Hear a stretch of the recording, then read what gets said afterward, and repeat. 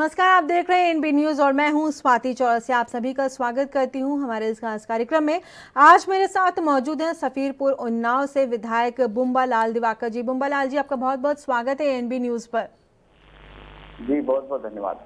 जी बुम्बा जी, जिस तरीके से आप विधायक हैं और आप जिस तरह से विधानसभा में जो आपकी क्षेत्र की जनता है उसकी समस्याएं रखते हैं, काफी मुखर होकर के आप उनकी समस्याओं को विधानसभा में रखते हैं, इसके बारे में काफी चर्चित हैं आप। अरे, सफीपुर की सम्मानित जनता ने जो मुझे जिम्मेदारी दी है, जैसा कि आप सभी लोग जानते हैं कि भाजपा ने पिछले 3 कार्यकाल के बाद भाजपा इस सीट पे जीती है। तो जो समस्याएं पिछले 15 वर्षों में जो काम नहीं हो सके थे, उनका जो बीड़ा मैंने उठाया था, उनका संकल्प मैंने लिया था कि हम अपनी समस्याओं को, अपनी क्षेत्र की सम्मानित जनता की समस्याओं को सही फार्म तक पहुंचाने का काम करेंगे। तो वो हम पूरी तरह कर रहे हैं। जैसा कि आप सब लोग जानते हैं कि क्षेत्र में मेरा मैक्सिमम टाइम क्षेत्र में रहता है, जिससे मैं क्षेत्र की जनता से मिल सकूं, उनकी समस्याओं को सही जगह पहुंचा सकूं। जी बिल्कुल, और ऐसा भी सुनने में आता है कि आप जनता के साथ बहुत समय उनके साथ आप बिताते हैं, तकरीबन 12 से 15 घंटे आप जनता को देते हैं। नहीं बिल्कुल, क्योंकि जनता ने जिसलिए मुझे चुना है, मैं तो ये जानता हूँ कि मैं जनता का सेवक हूँ। और इस फतेहपुर की सम्मानित जनता जो वाकई में जिसके पहले जो भी प्रतिनिधि हुए, पिछले 3 बार का कार्यकाल की अगर हम बात करें तो तीनों बार सपा के वहां से विधायक रहे, जिनसे मिलने के लिए 15 दिन और 1 महीने में जनता लखनऊ आती थी। उस व्यवस्था को भी खत्म करने का मैंने काम किया है। अब मैं रविवार के दिन 2 कार्यालय पे बैठता हूँ, सफीपुर और मियागंज, जहाँ पर मेरी सम्मानित जनता आती है।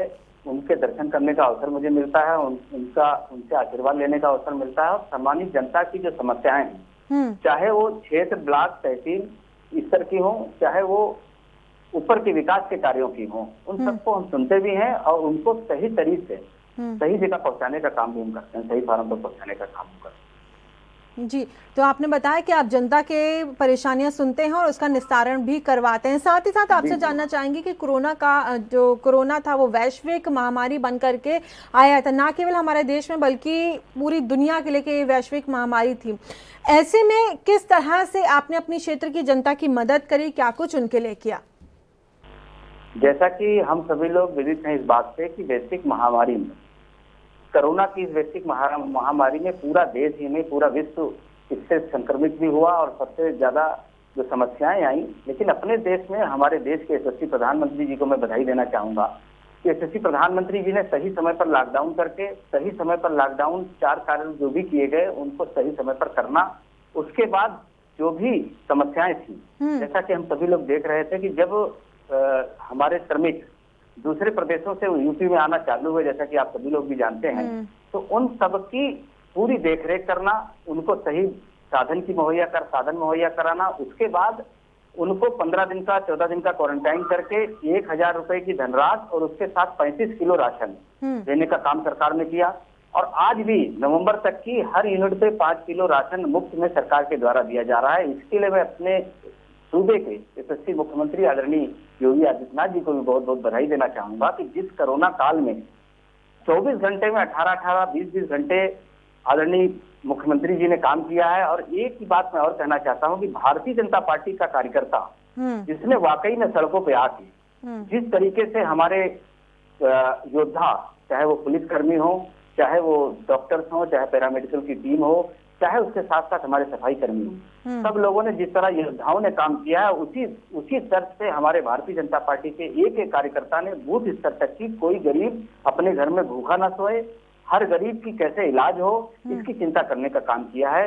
चाहे वो मास्क का वितरण हो, चाहे सैनिटाइजर का वितरण हो, चाहे गाँवों को सैनिटाइज कराना हो, उसके साथ साथ अपने गरीब की चिंता की गई कि कहीं गरीब हमारा भूखा न सो जाए, हमारा पड़ोसी भूखा न सो जाए, हमारे गांव में कोई ऐसा ना हो जो भूखा सो जाए। क्योंकि नरेंद्र भाई मोदी जी का सपना कि हमारे देश में कोई भूखा नहीं सोएगा, इसको पूरा करने का काम हमारे यशस्वी मुख्यमंत्री योगी आदित्यनाथ ने जी भी किया। और इस वैश्विक महामारी में पत्रकार बंधुओं को भी बहुत बहुत बधाई देना चाहता हूँ कि उन्होंने सही फोरम पर सही वक्त पे जाकर अपनी जो कवरेज की है, उसके लिए बधाई के पात्र हैं कि अपने जीवन को भी उन्होंने जोखिम में डालने का काम किया है। इसलिए चौथा स्तंभ कहे जाने वाले पत्रकार भाइयों को बहुत बहुत बधाई देता हूं कि जिस तरीके से कोविड की इस महामारी में चारों स्तंभ कहे जाने वाले सभी लोगों ने मेहनत से अपनी जान को जोखिम में करते हुए आगे बढ़ के कोरोना की इस महामारी से लड़ने का काम किया है। तो जो नारा हम लोग देते कि कोरोना यहाँ से वापस जाएगा, तो कोरोना आज की डेट में कोरोना बढ़ा जरूर है, लेकिन 80% लोग तो ठीक हो रहे हैं। जो लोग नहीं ठीक हो पा रहे हैं उनके लिए सरकार पूरी तरह संकल्पबद्ध है, उनको ठीक कराने के लिए हर संभव व्यवस्था करने का काम कर रही है। यूपी में तो लगातार कोरोना के केसेस बढ़ रहे हैं, जिस तरह से आपने बताया कि जरूर वहां कोरोना की सारी तैयारियां की गई थी और लॉकडाउन भी समय से कर दिया, लेकिन अब जब कोरोना के केसेस बढ़ रहे तब लॉकडाउन एक एक करके खोला जा रहा, अलग अलग फेजेस में करके खोला जा रहा, लॉकडाउन 1, 2, 3 और अब चौथा जो चरण है उस पे आ गए हैं। तो ऐसे में लगातार यूपी में भी केसेस बढ़ रहे हैं, अन्य राज्यों में भी केसेस बढ़ रहे हैं। क्या इस वक्त में लॉकडाउन खोलना सही था? देखिए, लॉकडाउन के लिए इसलिए मैं कहूंगा क्योंकि लॉकडाउन हमारे जितने भी विचार चल रहे हैं उनमें कहीं यही कहा जा रहा है कि हम सभी लोग सोशल डिस्टेंसिंग को मेंटेन करें, हम सभी लोग मास्क लगा के चलें, हम सभी लोग हाथ धोने का जो साबुन से था कि हम सभी लोग 20 सेकंड तक हाथ मल के धोएं, जिसमें कोरोना की इस वैश्विक महामारी से हम सब लोग दूर रह सकें। और जैसा कि आप जानते हैं कि इस महामारी में पूरा विश्व परेशान हुआ है, लेकिन जिस तरह से हमारी देश की जनता है, 130 करोड़ की जनता में इस बढ़ तो रहा है, लेकिन हम लोग ठीक भी हो रहे हैं, इसको भी हमें सोचना चाहिए। क्योंकि ये सरकार पूरी तरह संकल्पबद्ध है कि हमारे अपने लोग कोरोना से संक्रमित भी हो रहे हैं और ज्यादा से ज्यादा लोग ठीक भी हो रहे हैं। अब वही लोग ज्यादा परेशान हैं जो या तो 60 के ऊपर हैं या हमारे बच्चे हैं। उसके बीच के जितने लोग हैं वो अगर सही ढंग से इलाज हो जाता है, सही ढंग से वो प्रिकॉशंस ले लेते हैं, तो वो 80% से भी ज्यादा का रिजल्ट है। सब लोग ज्यादा से ज्यादा ठीक हो रहे हैं। जैसा कि अभी लग रहा है कि ज्यादा से ज्यादा जांच भी हो पा रही है। पहले शायद जांच कम हो पा रही थी तो हमारे पास संख्या कम थी, लेकिन आज ज्यादा से ज्यादा जांच हो रही है। हर चौराहे पे जांच, हर चौराहे के किसी भी अस्पताल में जांच हो रही है। जितने भी सीएससीज हैं, जितने भी सीएससीज लेवल तक की जिला अस्पताल में सब जगह जांच हो रही है। जब ज्यादा जांच हो रही है तो ज्यादा केसेस पता चल पा रहे हैं।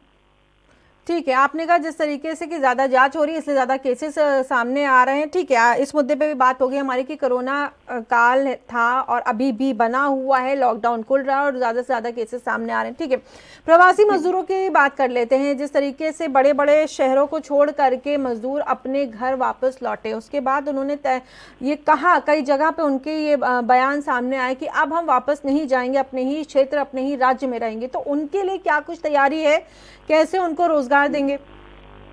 देखिए, जो हमारे देश के यशस्वी प्रधानमंत्री जी ने एक आत्मनिर्भर भारत, इसमें 20 लाख करोड़ रुपए का पैकेज दिया था।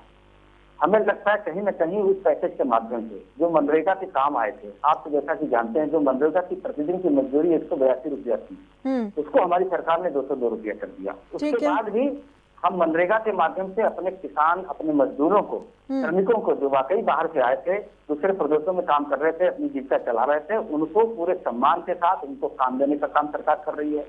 उसके साथ साथ जैसा कि मैंने आपको बताया, पर यूनिट उनको 5 किलो राशन मुफ्त में सरकार देने का काम कर रही है। एक महीने में 2 बार राशन मिल रहा है। पहली बार राशन जब मिलता है तो उनको 2 रुपए किलो चावल, 2 रुपए किलो गेहूं और 3 रुपए किलो चावल दिया जाता है। उसी के हफ्ते भर के बाद 15 दिन के अंदर, 1 महीने के अंदर दूसरी बार उनको मुफ्त में राशन दिया जा रहा है। और कहीं न कहीं मनरेगा के माध्यम से सभी को काम दिया जा रहा है। जितने भी विभाग हैं सबको इंस्ट्रक्शन दे दिए गए हैं कि मनरेगा के मजदूरों को, हमारे श्रमिक भाइयों को सम्मान के साथ उनको अगर मजदूरी मिलेगी तो हमें लगता है कि वो दूसरे प्रदेश में रोजी रोटी कमाने के लिए नहीं जाएंगे। अगर वो जाते भी हैं तो तमाम तरीके की व्यवस्थाएं हैं जो सरकार हमारी खुद कर रही है। छोटे लघु और सीमांत किसानों के अलावा जैसे कि हमारे जो लघु उद्योग करना चाहते हैं उनके लिए भी इस पैकेज में रखा गया है कि उनको भी अपने काम करने के लिए ऋण दे रही है। 50,000 से लेकर 10 लाख तक सरकार दे रही है। तो जितने भी हमारे लोग हैं, अगर वो अपने प्रदेश में रह के काम करना चाहते हैं तो सरकार उनके साथ कंधे से कंधा मिलाकर आत्मनिर्भर भारत के माध्यम से उनको हर व्यवस्था को मुहैया करने का काम कर रही है। ठीक है, आपने बताया कि जिस तरीके से आपने कृषि की बात कर ली, आपने मजदूरों की बात कर ली, आपने मनरेगा की बात कर ली, आपने उद्योग की भी बात कर ली, हमने ये जो 3-4 अपने सेक्टर्स की बात कर ली। लेकिन बात करें अगर सर्विस सेक्टर की, कई युवा हैं जो अलग अलग राज्यों में जा करके काम करते थे, छोटे से गाँव से आते हैं या छोटे से किसी जिले से आते हैं, लेकिन बड़ी जगहों पर जाकर यानी बड़े शहरों में, बड़ी कंपनियों में जाके काम करते हैं, उनको भी काफ़ी दिक्कतें, कई लोगों की नौकरियाँ चली गई और ऐसे में ही युवा बहुत आक्रोशित हैं क्योंकि रोजगार नहीं है उनके पास। देखिए, जैसा कि आप सभी लोग जानते हैं कि सरकार रोजगार मुहैया कराने का हमने संकल्प लिया है। हमने संकल्प लिया है कि हर युवक को रोजगार मिले, उसका परिवार का अच्छी तरह पालन पोषण हो। इस व्यवस्था में अब चूंकि कोरोना की इस महामारी में आप जैसा भी देख रहे हैं, वैश्विक महामारी है, इसमें 6 महीने से कोई काम नहीं हो पाए। लेकिन हमारी सरकार इस बात के लिए संवेदनशील है कि हम सभी लोग अपने नवयुवक साथियों को रोजगार दे सकें। इसके लिए स्किल इंडिया के रूप में ऐसी हमारी एक व्यवस्था चल रही है, जैसा कि आप सभी लोग जानते हैं कि हमारे नए लोगों को, जो नया भारत है उसमें नए लोगों को नया प्रशिक्षण देके अच्छे रोजगार मुहैया कराए जाएं। इसकी व्यवस्था पे भी सरकार पूरी तरह काम कर रही है। ठीक है, आप जैसे कह रहे हैं कि प्रशिक्षण दे करके, तो क्या कुछ तैयारियां की गई? क्या ऐसा कोई प्लान है, कुछ नई योजनाओं के बारे में आप लोगों ने सोचा है कि जो युवा है उनको उनकी शिक्षा अनुसार, उनको उनके एक्सपीरियंस के अनुसार और उनके इंटरेस्ट के अनुसार उनके लिए प्रशिक्षण की तैयारी की जाए? जिसको जिस फील्ड में इंटरेस्ट हो उस जगह पे उनको ट्रेनिंग दी जाए, उसमें प्रशिक्षण दिया जाए और उनको रोजगार दिया जाए। क्या कुछ प्लान, रोड मैप है, प्लान है? तैयारी है, क्योंकि रोजगार के लिए सरकार ने, जैसा कि पहले कहा मैंने, कि वो जो लोग हाई स्कूल पढ़े हुए हैं, इंटर पढ़े हुए हैं, जिस तरीके से उनकी एजुकेशन है और वो काम करना चाहते हैं, कुछ स्किल सीखना चाहते हैं, चाहे वो एजुकेटिंग का काम हो, चाहे वो सिलाई का काम हो, चाहे वो जिस स्तर का वो करना चाहते हैं, इसके लिए सरकार पूरी तरह, जो हमारा पैकेज आया था 20 लाख करोड़ रुपए का, उसमें हर व्यवस्था को सरकार ने देने का काम किया है। और हमारी केंद्र की सरकार हो, चाहे हमारे उत्तर प्रदेश के आदरणीय योगी आदित्यनाथ जी की सरकार हो, सभी लोग युवाओं को रोजगार देने का काम, हमारे मजदूर को मजदूरी देने का काम, किसान भाइयों की आमदनी दोगुनी करने का काम, हमारी महिलाओं को सम्मान देने का काम, महिलाओं को आगे बढ़ाने का काम, चाहे समूह के माध्यम से हो। इसी हमारा जो उन्नाव जनपद है और हमारा अपनी विधानसभा क्षेत्र सभी को, जिसमें वाकई में ज्यादातर सिलाई और कढ़ाई के लोग रहते हैं, तो उनको समूह बनाकर उनको भी देने का काम किया है। हम तो कार्यक्रम करते हैं समूह के माध्यम से, तो हम देखते हैं कि हमारे अपने क्षेत्र की महिलाएं, हमारे अपने जनपद की महिलाएं, जैसा कि हमारे सूबे के यशस्वी मुख्यमंत्री जी ने 1 डिस्ट्रिक्ट 1 प्रोडक्ट लॉन्च किया था, कि जो डिस्ट्रिक्ट में जो प्रोडक्ट बनता था, चाहे वो अलीगढ़ की कोई चीज हो, चाहे वो हमारे उन्नाव जनपद की सिलाई और कढ़ाई का काम हो, उसको प्रमोट करने का काम सरकार ने किया है। उससे हमारे कई परिवार, कई महिलाएं, कई पुरुष, कई परिवार ऐसे हुए जो लाभान्वित हुए हैं और अपने पैरों पर बहनों ने खड़े होने का काम किया है। महिलाओं की आपने बात करी, तो इस पे मैं चाहूंगी कि कुछ आप विशेष तौर पे बताएं कि महिलाओं के लिए क्या कुछ योजनाएं योगी सरकार की तरफ से आ रही हैं, जिनको लेकर के आप जनता के बीच जाएंगे, उन महिलाओं के बीच जाएंगे, क्योंकि कहीं ना कहीं ये भी एक बहुत ही गौरतलब बात है कि महिलाओं का भी बहुत योगदान है हमारे देश में भी। आधी आबादी है वो। नहीं, बिल्कुल आधी आबादी है। हमारे लिए महिला शक्ति को हम लोग सम्मान करते हैं, और हमारी सरकार, चाहे केंद्र की सरकार हो, चाहे उत्तर प्रदेश की सरकार हो, महिलाओं के सम्मान के लिए आपने देखा स्वच्छ भारत मिशन के माध्यम से हमारे प्रधानमंत्री जी ने अगर शौचालय देने का एक अभियान छेड़ा, तो कहीं न कहीं विषय महिलाओं के सम्मान से जुड़ा हुआ विषय था कि हमारे महिलाएं जो हमारी मात शक्तियां हैं, तो बाहर जो शौच के लिए जाती हैं, तो कहीं न कहीं उनको समस्याएं होती हैं, उनका मनोबल डाउन होता है, उनके सम्मान के साथ खिलवाड़ होता है। तो उसके लिए भी सरकार ने काम किया।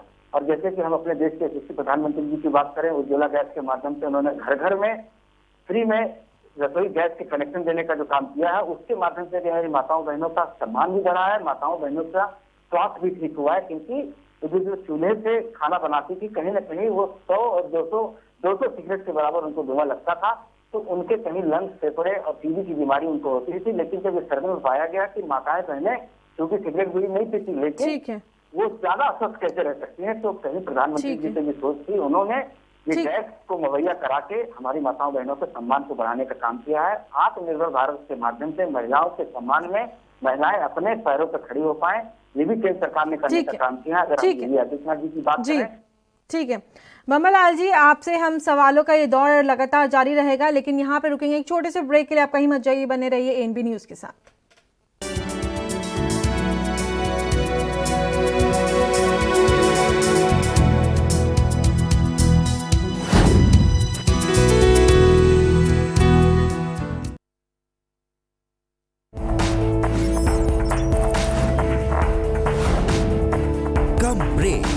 और ज्यादा खबरों के साथ देखिए ANB news in channel number पर।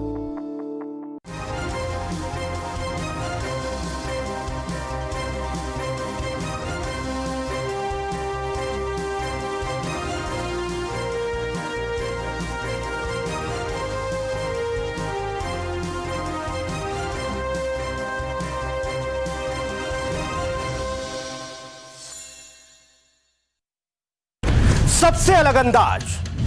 हम बनेंगे आपकी आवाज, सवालों की धार, खबरों की बौछार, सिर्फ मेरे साथ एएनबी न्यूज पर।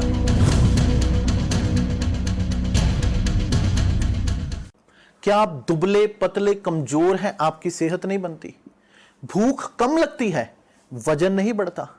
दरअसल मेन बात खाना पीना खाना नहीं है, मेन बात है खाया पिया लगना। और अगर खाया पिया लगेगा ही नहीं तो सेहत बनेगी कैसे? इसलिए हमारी संस्था सन्यासी आयुर्वेदा ने एक ऐसी दवा बनाई है जो कि आपके पाचन तंत्र को, आपके लीवर सिस्टम को ठीक करने का काम करती है, ताकि आप जो भी खाएं उसका पूरे का पूरा निचोड़ आपके शरीर को लगे, आपकी भूख बढ़े, खाया पिया सही से लगे, नया खून बने, हड्डियों में जान आए, वजन बढ़े, ताकत बढ़े, चेहरे पर नूर आए और आप मोटे तगड़े खूबसूरत पर्सनैलिटी के मालिक बन जाएं। यह दवा पूरी तरह से आयुर्वेदिक होती है। इसका शरीर पर कोई भी साइड इफेक्ट, कोई भी नुकसान या दुष्प्रभाव नहीं होता। लड़के लड़कियां दोनों इसका इस्तेमाल कर सकते हैं और पहले 15 दिन के अंदर ही आपको इसका असर महसूस हो जाएगा। सिर्फ 650 रुपए की पूरे 1 महीने की दवा होती है और आप इसे घर बैठे 01145454545 पर फोन करके दवा मंगवा सकते हैं। लखनऊ से लेकर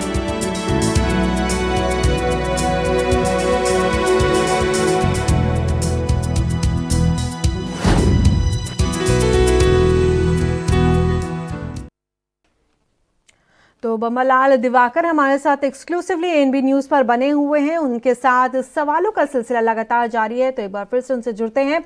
और अगला सवाल आपसे यही है कि जिस तरह से आप कह रहे हैं कि महिलाओं को लेकर के आप काफ़ी कुछ काम करना चाह रहे हैं, मैंने कहीं पे पढ़ा आपके बारे में कि आपने ये प्रस्ताव भी आप रखने वाले हैं या ये आपकी महत्वाकांक्षा है कि आपके क्षेत्र में आप महिलाओं के लिए जो एक सरकारी डिग्री कॉलेज आप चाहते हैं, जो बच्चियां हैं जो 12वीं तक पढ़ाई करना चाहती हैं उनके लिए भी एक कॉलेज हो, स्कूल हो, और एक डिग्री कॉलेज की भी योजना के बारे में आपने एक योजना बनाई है। साथ ही साथ महिलाओं के लिए एक अच्छा सुविधाओं से लैस अस्पताल के बारे में भी आपने योजना बनाई है। सही जानकारी है आपके पास। मैं पहले बात करूंगा महिला अस्पताल की। सखीपुर विधानसभा क्षेत्र में हमारे यहाँ कंबाइंड पीएचसी है जिसमें महिलाओं का भी हमारे ट्रीटमेंट चलता है और पुरुषों का भी। लेकिन ये बात मैंने अपने सही फोरम पर यानी कि विधानसभा में उठाने का काम किया है कि हमारे क्षेत्र में अगर एक महिला अस्पताल बन जाए, जैसा कि मैं उदाहरण के तौर पर आपको बताना चाहता हूँ कि उन्नाव हमारा डिस्ट्रिक्ट हॉस्पिटल है जहाँ पर औसतन 700 महिलाओं के प्रसव की केस आते हैं, लेकिन मेरी अपनी एसपी सखीपुर की अगर मैं बात करूँ तो 500 का औसत है हर महीने का।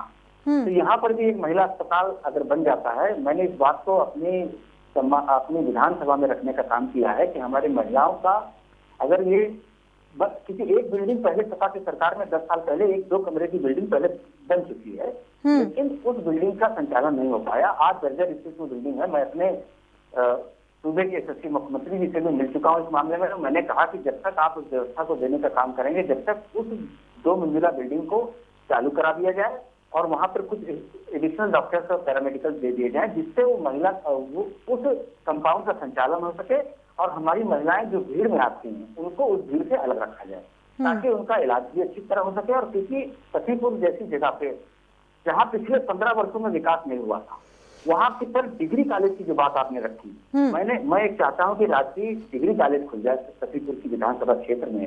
सखीपुर में अगर खुल जाए तो हमारे नवयुवक साथी जो करीब 20-22 किलोमीटर बांगरमऊ है जहाँ पर एक डिग्री कॉलेज है और या तो फिर उन्नाव जाए, बीच में कहीं कोई डिग्री कॉलेज नहीं है। तो ये बात मैंने विधानसभा में रखी है। उसके साथ साथ मैंने अपने यशस्वी योगी आदित्यनाथ जी से भी मिलकर, मुख्यमंत्री जी से मिलकर इस बात को रखा है कि हमें अगर ये 2 काम हो जाते हैं तो हमारे क्षेत्र का काफी विकास हो जाएगा। ठीक है। अपने क्षेत्र की मैं समूह की जो बात आपसे कर रहा था, ठीक है, आप बता रहे माध्यम से महिलाओं समूह के माध्यम से हमारी माताओं बहनों को जोड़ने का काम सरकार कर रही है। उत्तर प्रदेश की सरकार ने आंगनवाड़ी का जो पोषाहार का एक विभाग है जिसमें दलिया और वो बांटी जाती है हमारे गर्भवती बहनों को माताओं को दलिया दी जाती है। ये भी काम अब सरकार समूह के माध्यम से हमारी महिलाओं को रोजगार देके कराएगी। तो कहीं न कहीं सरकार पूरी तरह संवेदनशील है कि हमारी बहनों और माताओं को कैसे रोजगार मिले। आपने देखा होगा देश के यशस्वी प्रधानमंत्री जो प्रधानमंत्री आवास योजना के माध्यम से आवास देने का काम कर रहे हैं, वो भी आवास हमारी बहनों के नाम पर रहा है। क्योंकि होता यह था कि पुरुष के नाम आवास मिल जाता था तो कहीं न कहीं पुरुष प्रताड़ित करते थे बहनों को। तो इसलिए अगर बहनों के नाम आवास हो जाएगा तो बहनें कल को ये कह सकेंगी कि आवास मेरा है, मेरे नाम से हुआ है।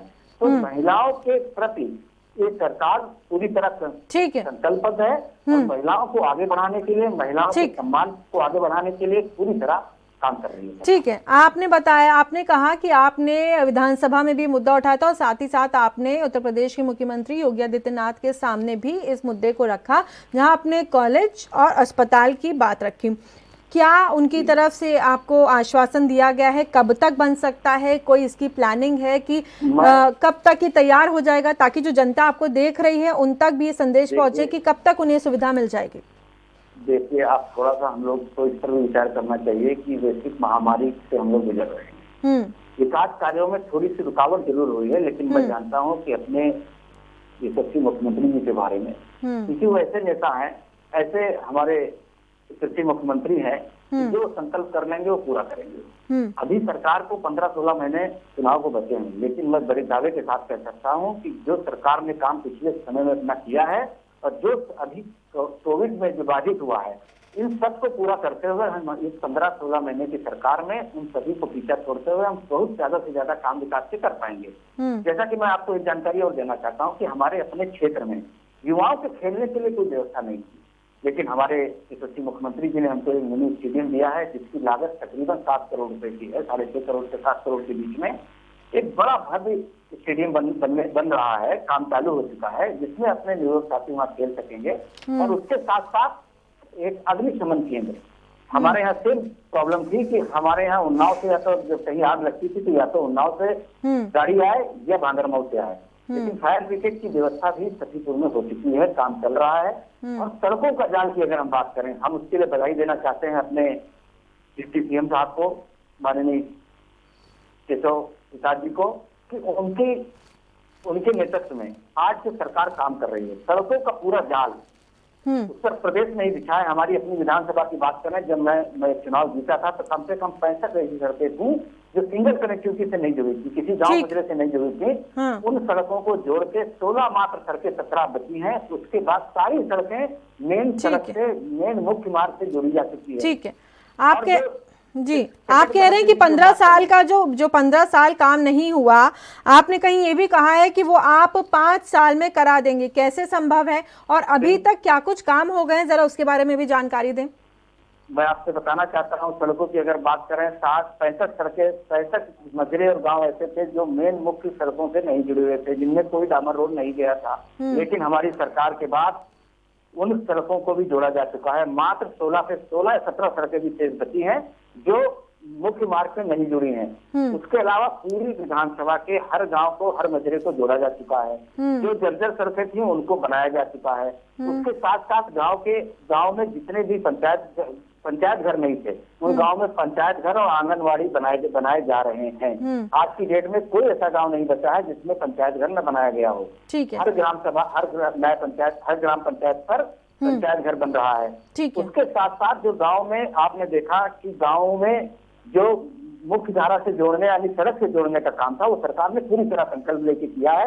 और 3.5 साल की अगर हम बात करें, 3.5 साल में जरूर वो विकास हुआ है जो पिछले 15 वर्षों में नहीं होता। इसको मैं दावे के साथ कह सकता हूँ। जो नहीं शेष काम जो बचा है उन 5 सालों में हम पूरा करने का काम करेंगे। मैंने जरूर संकल्प किया था। बेहद संक्षेप में आपसे जानना चाहूंगी मैं, मुझे बताइए, आप कह रहे हैं कि डाबर की रोड आपने बनवा दी है, तो कानपुर बहुत मशहूर है अपनी खराब सड़कों के लिए और गड्ढों के लिए। वहाँ तो खुद मैंने रिपोर्टिंग करी है और एक बहुत ही, मैं आपको बताऊंगी उसके केस के बारे में जिसकी रिपोर्टिंग मैंने खुद की है, कि एक महिला थी, वो प्रेग्नेंट थी और क्योंकि वो सड़क इतनी ख़राब थी कि वो जब उधर पब्लिक कन्वेंस से वो जा रही थी और वहाँ पे उनके साथ उनका, मैं क्या बोलूँ, उनका अबॉर्शन, एक तरीके से उनका मिसकैरेज हो गया क्योंकि वहाँ पे गड्ढे इतने थे। ये तो मेरी फाइल की हुई रिपोर्ट थी। तो ये मैं आपको बता दूं कि सड़कें तो बहुत ही खराब है। अगर आप कह रहे हैं कि डाबर की सड़कें बन गई हैं तो फिर इस मैं मान लेती हूँ, लेकिन बहुत खुशी की बात है, मैं कहूंगी। मैं बड़े दावे के साथ कह सकता हूँ, अपने क्षेत्र की जितनी सड़कें थी, ज्यादा से ज्यादा सड़कों पर पूरी तरह काम हो चुका है। जो गड्ढे की आप बात कर रहे हैं, ये गड्ढा पहले हुआ करते थे, क्योंकि सभा बसपा की सरकारों में उन गड्ढों के लिए सिर्फ पैसे का दोहन हुआ है, भ्रष्टाचार हुआ है। लेकिन इस सरकार ने काम किया है, जो कहा है कि मेरी सरकार भारतीय जनता पार्टी की सरकार है, ये उनके कथनी और करनी में कोई फर्क नहीं है, जो कहते हैं वही करते हैं। आपने देखा होगा कि अगर योगी जी ने संकल्प जो लिए थे उनको पूरा करने का काम किया। अगर किसान के ऋण माफी की हमने बात की थी चुनाव के संकल्प पत्र में, तो हमने बिना भेदभाव के उसको पूरी तरह माफ करने का काम किया। 1 लाख रुपए तक के लघु और सीमांत किसान जिनका 31 मार्च 2016 से पहले ऋण लिया था, हमने एक एक का माफ किया, क्योंकि ये सरकार सबका साथ सबके विकास पे काम कर रही है।